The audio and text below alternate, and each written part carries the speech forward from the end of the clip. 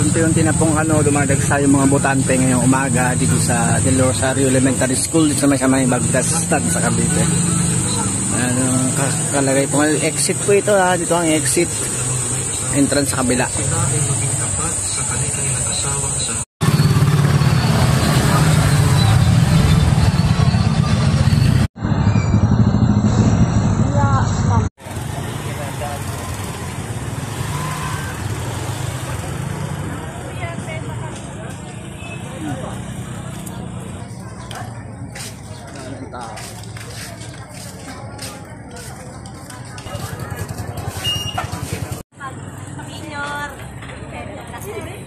Dami na pong tao dito, mga pasok dito sa may Bagtas sa Cavite, sa may Bagtas Elementary School.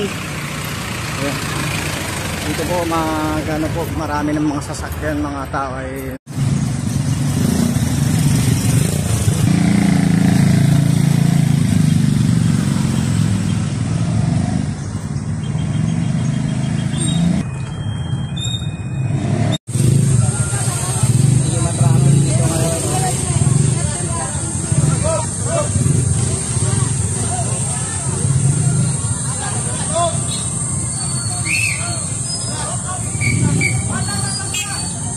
dapat doon na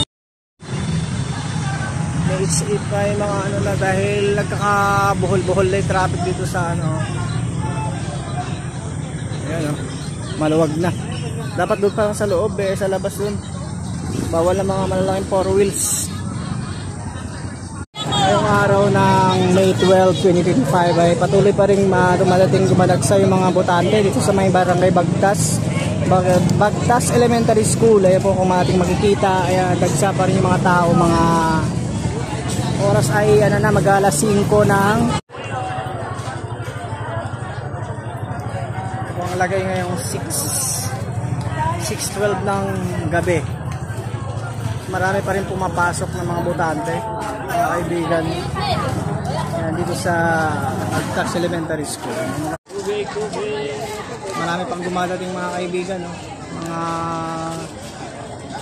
10 minutes bago mag-alas 7. Bago magsara to marami pa rin nakakabol.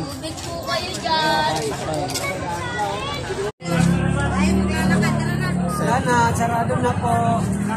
Wala na. Tubig na lang kayo. Isnara na po ang botohan ngayong May 12, 2025 dito sa Barangay Bagtas, Cavite.